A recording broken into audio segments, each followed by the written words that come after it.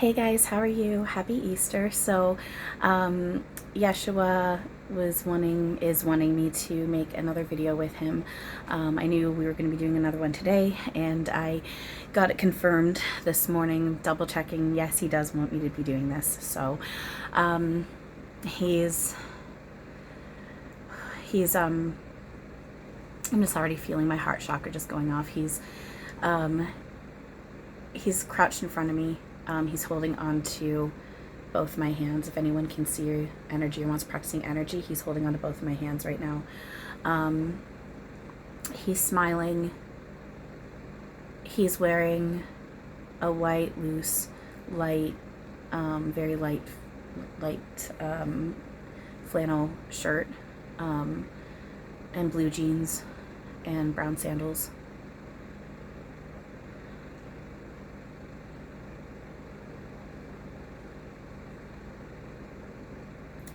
He's saying he loves you.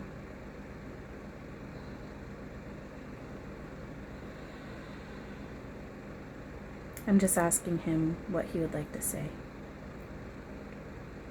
And I'm just clearing my head, breathing, listening. So just bear with me, give me a moment.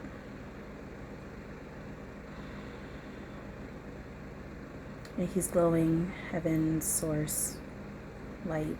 I'm hearing angels singing. I'm seeing his heart glowing like ruby red, and there's like golden white light glowing from it too. And now he's tickling the bottom of my left foot. Okay, what would you what would you like to say? Oh my god, so he's tickling my foot. Okay. All right. Oh my god. Stop. Okay, what would you like to say? I'm listening. Why are you tickling me? What? Why are you tickling me? Fuck.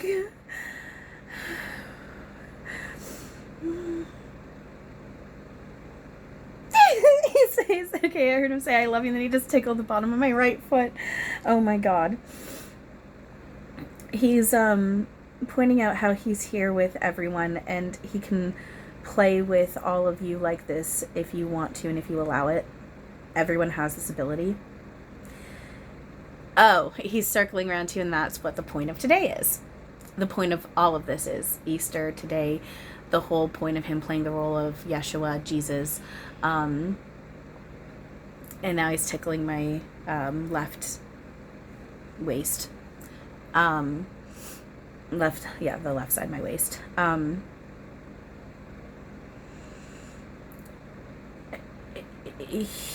He's pointing out how he just played a role like the rest of us, and all our roles are equally important and special. We all agreed for him to play this role. We are him. He's pointing out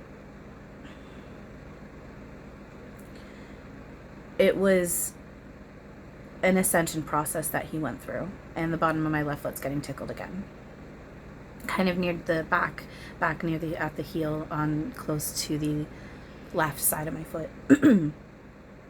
sort of between the middle and the back of my foot toward the left side. He's saying his was a very public awakening, and it was meant to play out the way it was because it is a big key part in the awakening process for many people. His role, his journey has helped lead people to their own awakening, which is why he's pointing out to not judge religion.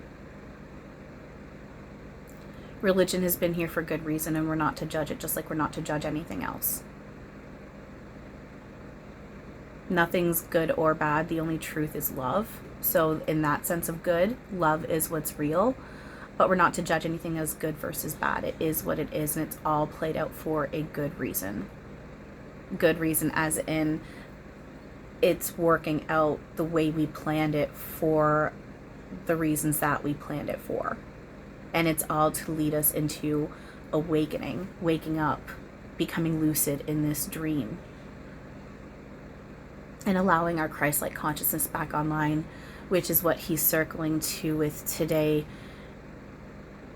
He's saying it wasn't about rising from the dead. Death's not real. It was showing the world that death's not real. It's showing the world that death's not real. It's funny when he's clearly saying something and it gets to a point and then I click into the point that he's saying after. That's just funny. Anyway, sorry, side note.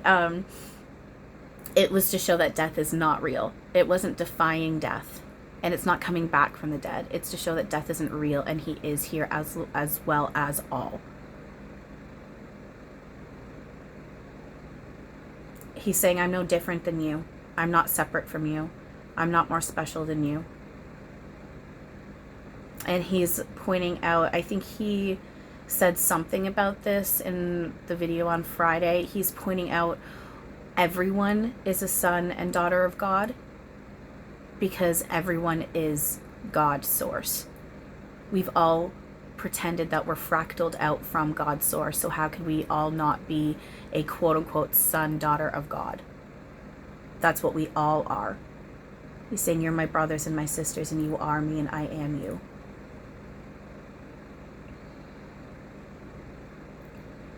He's pointing out sin. There is no such thing as sin. And he's pointing out how we don't need to feel shame in what we've indulged in within this. And again, he's pointing out that what this is waking up and remembering that there isn't sin, there isn't evil, we're not being judged. It's illusion, a gift that we gave each other in order to... He's saying, yes, and Eric, Archangel Uriel, is here holding me from behind, and he just kicked in because he knows I'm double checking with him too. He said, yeah, go babe.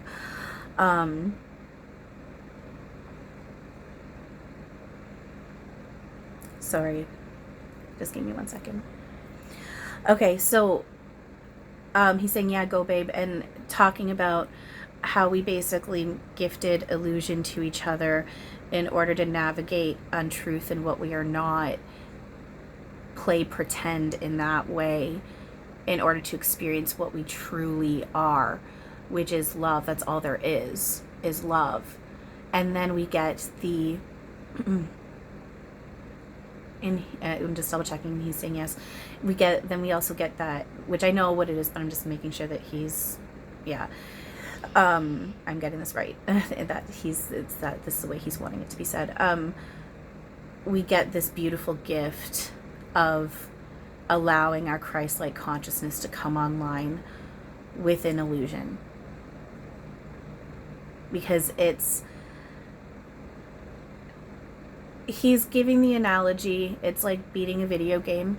It's in a sense like being a video game. It's a really big achievement.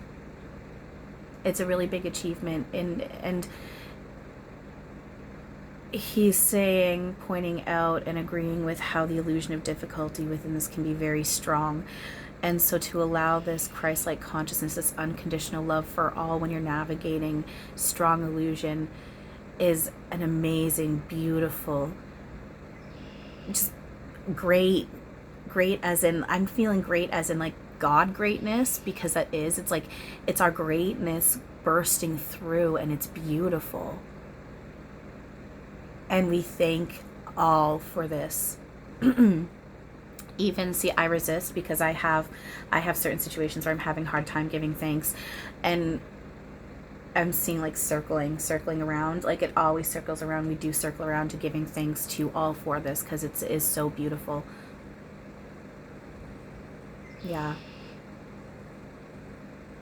I'm getting a quote from, I think it's from Aladdin, maybe Robin Williams, Archangel Raphael's kicking a little bit. I think it's Jasmine in Aladdin saying it's all so beautiful. I think it's Jasmine in Aladdin. I could be getting that wrong.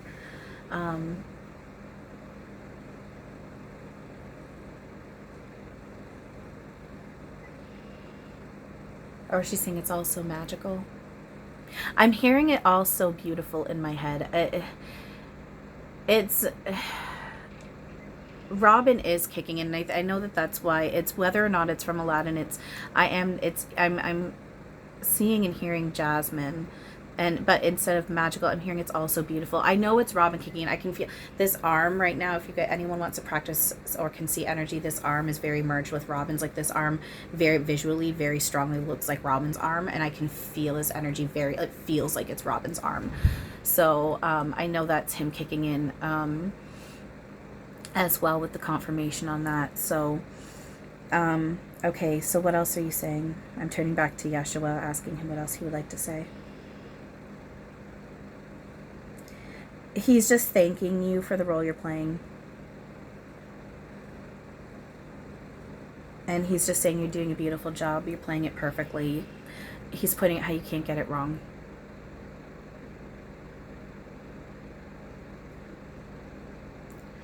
And he's circling back to today and Easter and pointing out with like how you can't get it wrong. He's pointing out how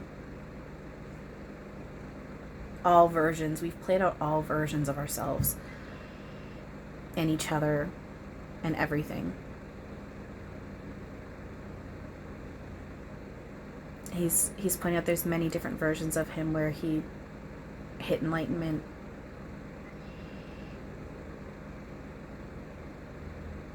He's pointing out, he's giving a couple examples, and I'm asking for like a specific one that I possibly haven't heard before.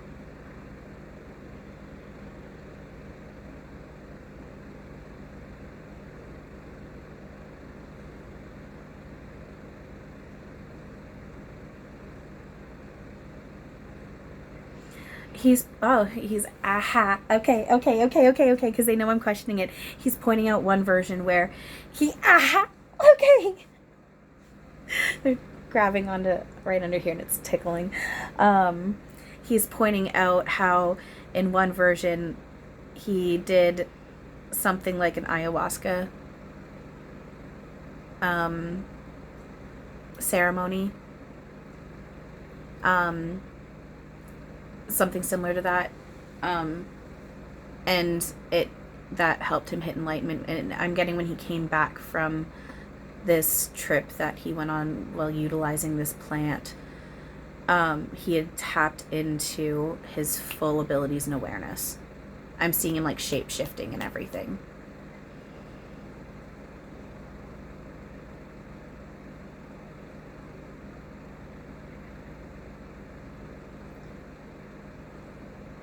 And because I'm asking, well, how did that work then? Because right now would that not have made everyone be like, whoa?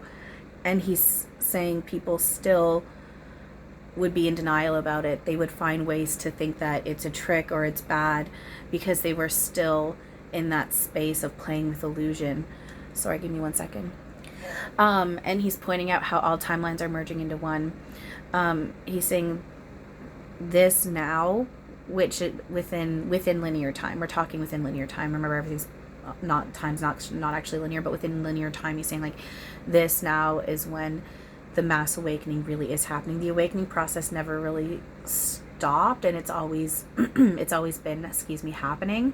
There's no real beginning, there's no real end. It's just this right now is a very significant time, and this is where the fear, we've been working on ourselves so much that the fear program, this false evidence appearing real programming that we made together, is melting away, and we are waking up and remembering. We've had all these levels that we've been going through, these levels, these layers to get to this point.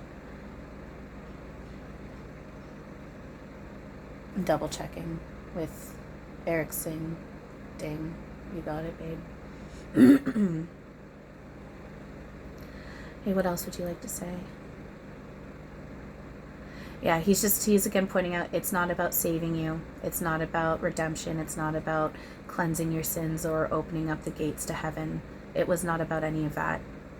That we're all always there, and you can't not be. We're all one. He's pointing out how How can anyone not be welcomed or anything be looked at as evil or be judged when we are you and you are us? It was never about that. It was always about awakening, becoming lucid in this self-induced dream, and allowing a Christ-like consciousness online within it. And we're merging the best, the illusion, the physical with all of home. And which toe is that? My middle toe on my right foot? No, my middle and the toe beside my pinky toe, baby toe, pinky toe, baby toe. They were tickling. He was tickling those toes for confirmation. So, all right. Anything else to wrap up? He blew everyone a kiss. He's saying, thank you, I love you, I honor you. He's pointing out how we all honor and love each other. We can't love in opposition of one another. We can't be separate. He's saying, this is about you. This is about you and your awakening. There is no other. I'm getting tickled on the bottom of my left foot, and then Eric's kicking in going, it's all you, baby. So, all right, and Yeshua, Eric, and Robin are all just saying that they love you, and Eric's all enthusiastically blowing kisses, and Robin just pulled you into hug, and Yeshua just gave me a visual of there's this park back home that we've all made together, and I've heard multiple people, including my own family, talk about this, and I have flash of memory of this park, and it's actually quite clear in my head. And there's this tree in this park, and there's a bench under the tree, and Yeshua sits with us and talks. I think he gave this visual last video too, possibly, but yeah, he's welcoming you to sit with him on that bench and talk with him. And he's just holding you, and I'm seeing you laughing with him, and I'm seeing you crying, and he's holding you as you're crying. I'm seeing him standing up, and he grabs onto both your hands, and he gets up, and he gets you dancing around with him and playing, and you guys are blowing bubbles, and it's just very much spend time with him.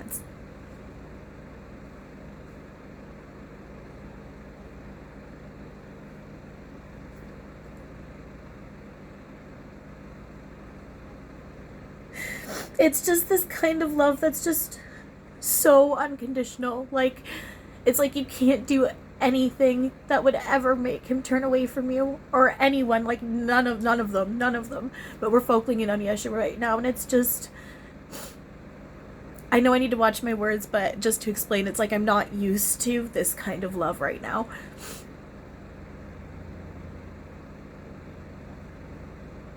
I just really love him, and I can feel his love for us. And I'm just thanking him. I'm thanking him for the role he played, because I'm like, I say it often, I was like, how the hell did you do it?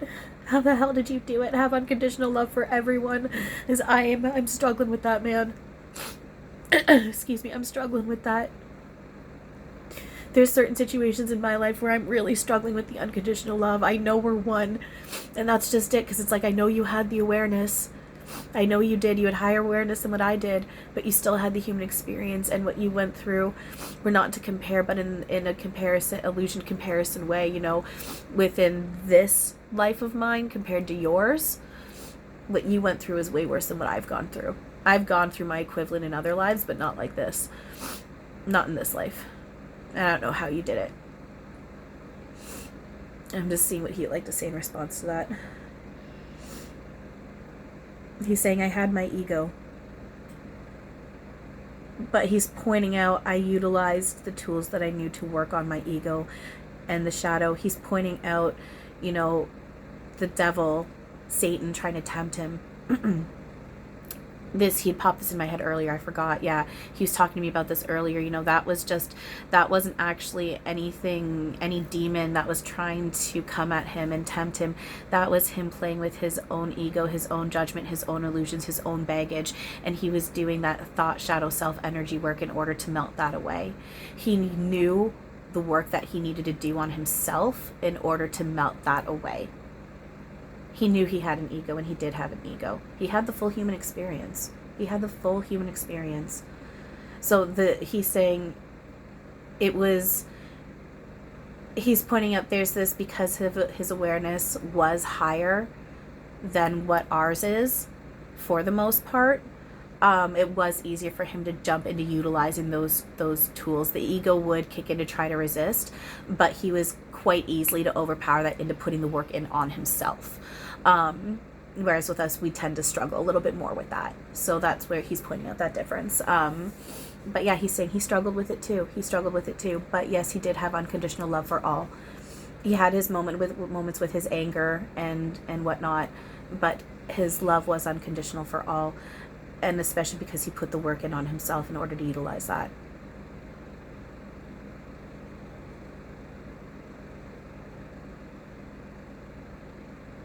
And that's why too, because his ego wasn't extremely strong.